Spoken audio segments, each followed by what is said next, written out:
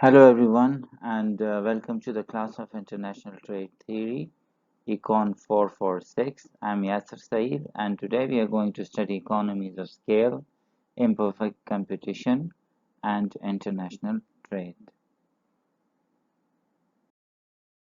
So in the previous lecture what we have covered is the types of economies of scale and then types of imperfect competition, that is the oligopoly and monopoly, and then we also covered the monopolistic competition. And we have seen how trade happens in the presence of monopolistic competition. Now, in today's lecture, our focus is on the inter-industry trade and the intra-industry trade, and we may cover dumping as well as the external economies of scale and trade. Our example of monopolistically competitive industry say little about the patterns of trade. The model assumes that the cost of production is same in both countries, and these assumptions mean that although we know that the integrated market will support 10 firms, we cannot say that there will where these firms will be located.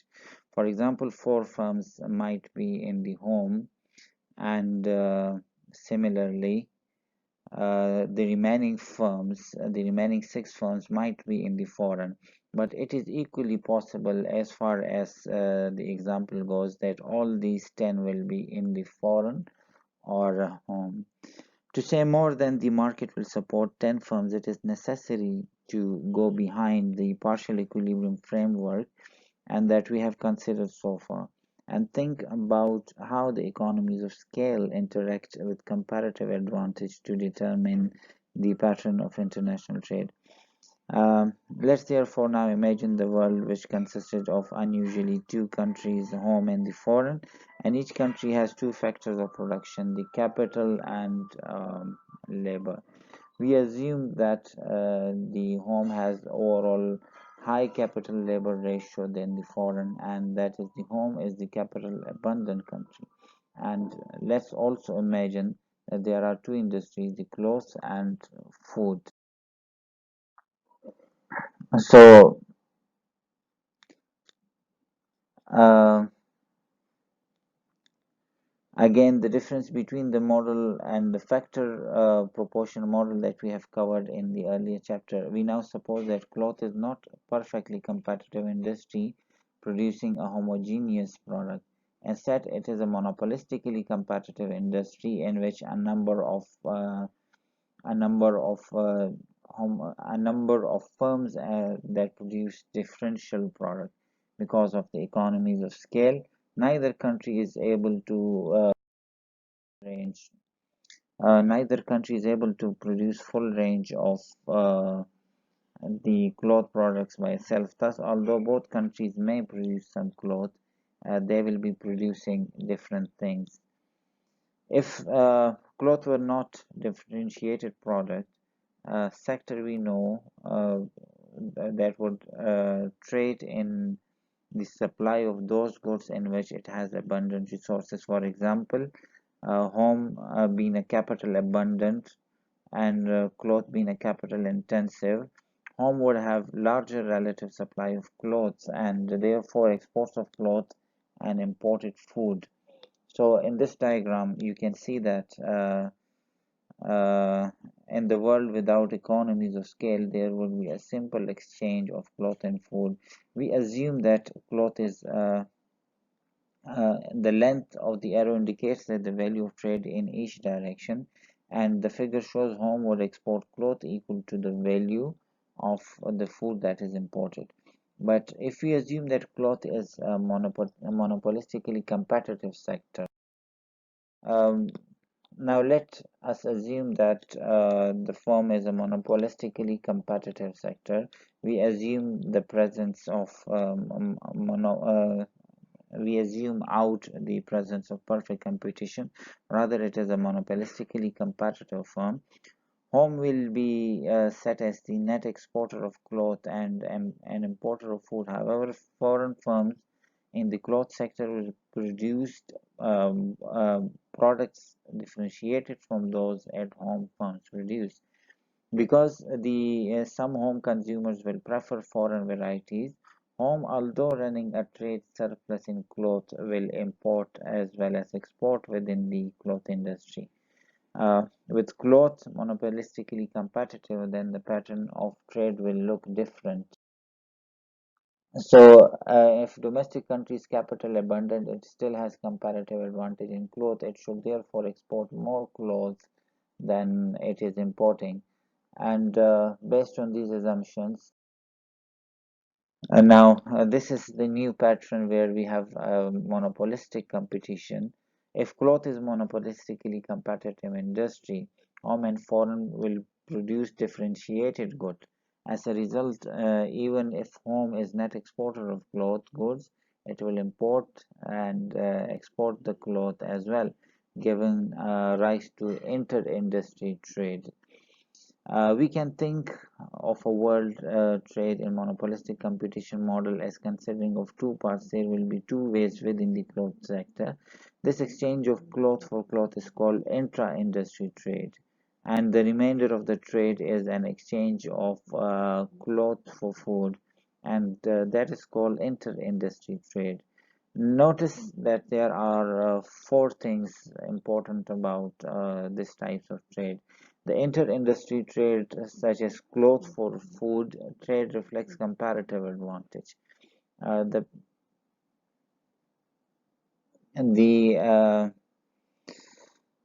the pattern of inter-industry trade is that home and capital-abundant countries is net export of the capital-intensive cloth and the net importer of labor-intensive food. So comparative advantage continues to be a major part of the trade story. So the second part, that is the inter-industry trade, intra-industry trade, that is cloth for cloth, does not reflect comparative advantage. Even if the countries had the same overall capital to labor ratio, their firms would continue to produce differentiated products, and the demand of consumers for the product made abroad would continue to generate intra-industry trade. It is economies of scale that keep each country from producing the full range of products for itself. Thus, economies of scales can be independent source of international trade. Then, thirdly, the pattern of intra-industry trade itself is unpredictable. We have not said anything about the country produces which goods within the cloth sector, because there is nothing in the models that can explain this phenomena. As earlier discussed, both countries may have either all of the firms may be distributed equally, or one country may be abundant in a certain level of firms, but we do not know about which firm should exist in which country. All we know is that the countries will produce different products. Since history and accident determines the detail of trade pattern, an unpredictable component of trade pattern is an inevitable feature of the world where economies of scales are important. However, this unpredictability is not total. While the precise pattern of intra-industry trade within the cloth sector is arbitrary, the pattern of inter-industry trade between the two products, that is the cloth and food, is determined by the underlying difference between these two countries. So basically, still the comparative advantage is important, but some portions that involves the imperfect competition that cannot be explained. And fourthly, the relative importance of intra-industry and inter-industry trade depends on how similar countries are.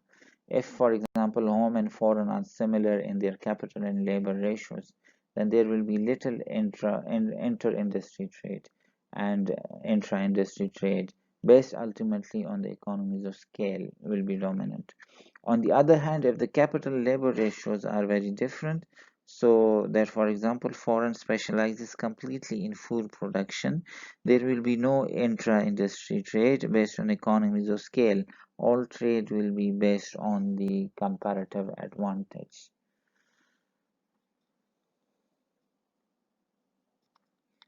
Unlike the inter-industry trade in the Heckscher-Ohlin model, income distribution effects cannot be predicted to occur with intra-industry trade. So this is another limitation of the model. We cannot predict the intra-industry trade with such types of models. Now, looking into the practical evidence, it is known that about 25% of the world trade is intra-industry trade according to the standard industrial classification.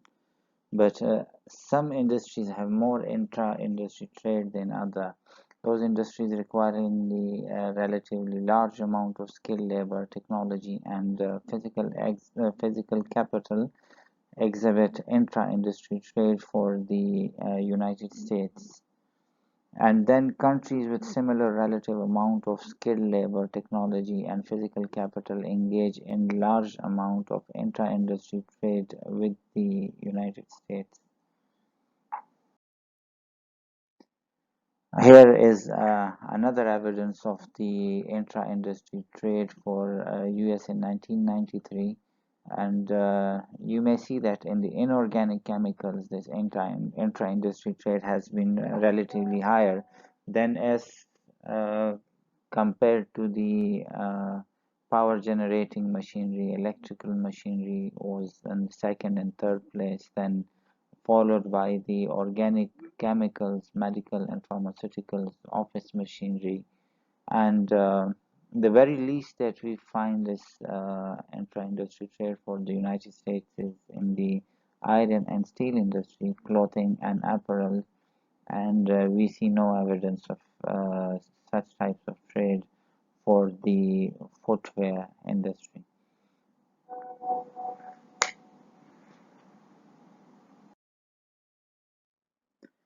The monopolistic competition model helps us understand how increasing returns promote international trade, as we noted earlier.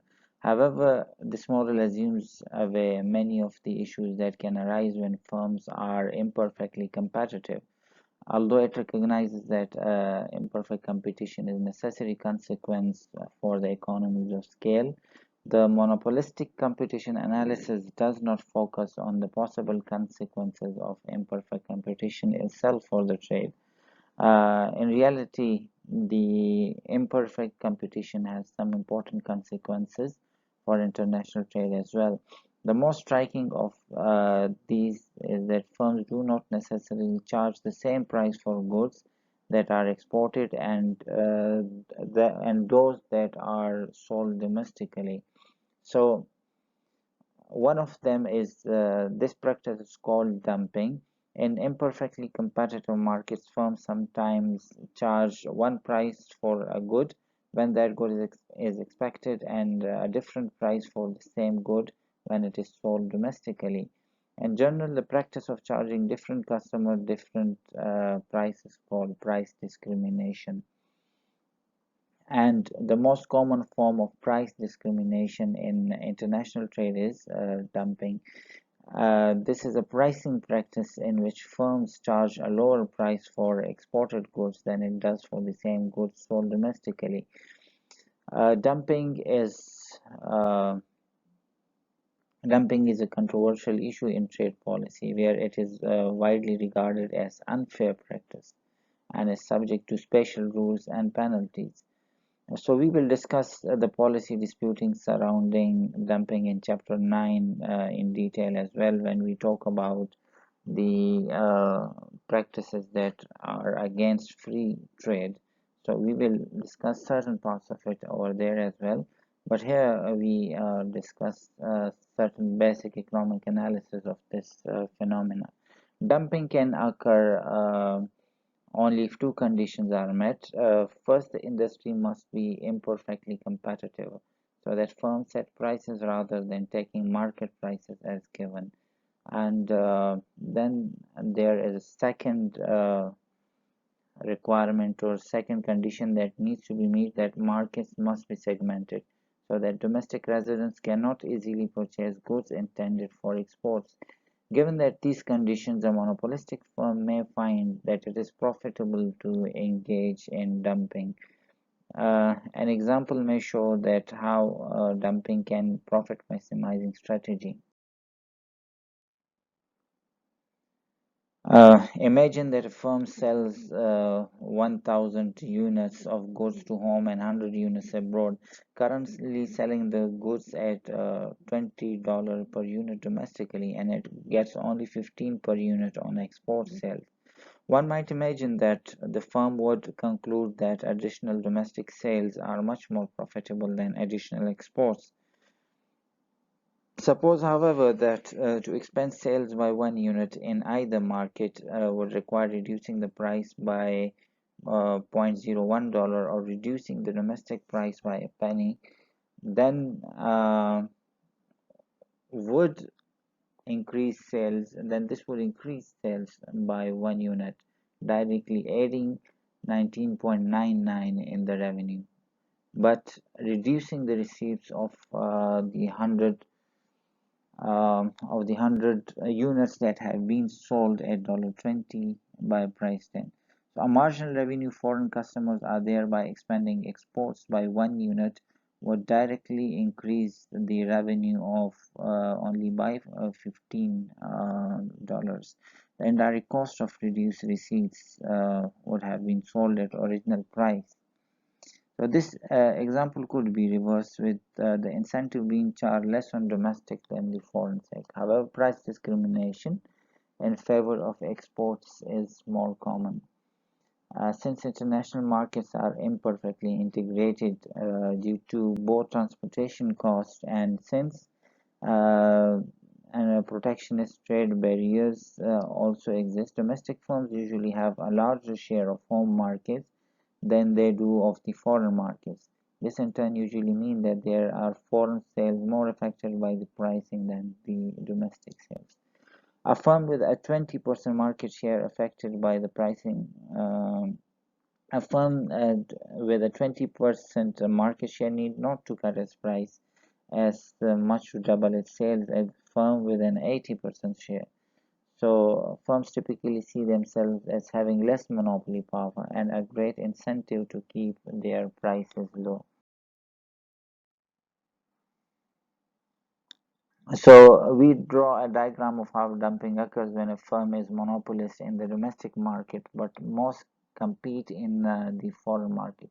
Because firm is monopolist in the domestic market, the demand function that it faces in the domestic market is downward sloping, and the marginal revenue from the additional output is always less than a uniform price for all the units of the output. Because the firms compete in foreign markets, the demand function that is faced in foreign market is horizontal. It represents the fact that exports are very much responsive to small price changes. Now, this figure shows that a monopolist that faces a demand curve DOM for domestic sales, a DOM represent the domestic sales, but which can also sell as much as it likes to export for P4, so price of the foreign market. Since the additional unit can always be sold at P4, the firm increases output until the marginal cost equals P4. This profit maximizing output is shown on Q monopoly. So look at the value of Q monopoly, that is much higher than the the simple Q, this Q DOM you may say.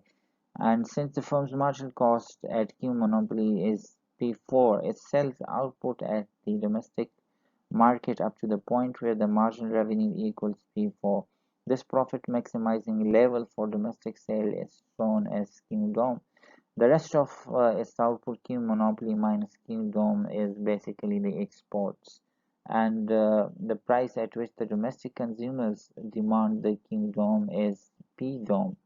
Since P DOM is greater than P4, the firm sells exports at a lower price than it will be charged than it charge the domestic consumers. To maximize profits, the firm should sell the limited amount in the domestic market at a higher price than P-DOM, but sells in the foreign market at low price, that is P4.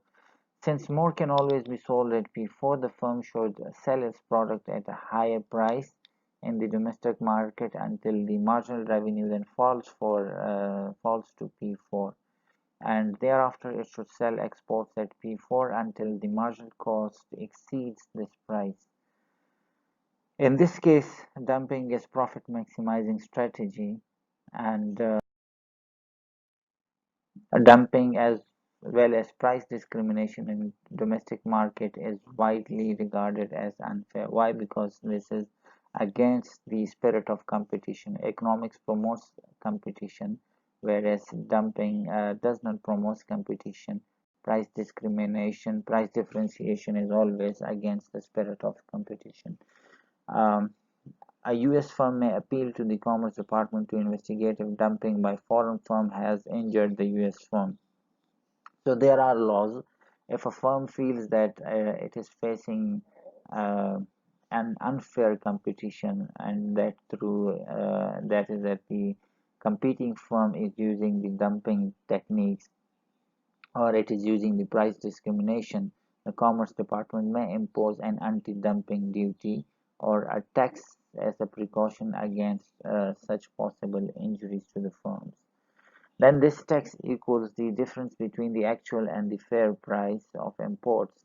So how this is calculated, it is basically calculated in order to make the prices fair for both the competitors and the competitor and the domestic producer, the US firm in this case.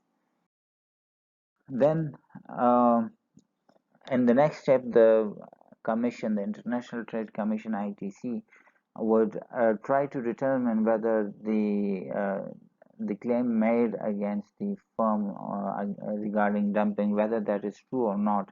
If the firm is found guilty of dumping, then the duty is likely to be in place. Otherwise, if the firm isn't guilty, then in that case, the duty would be removed, and they would be allowed to compete in the normal way.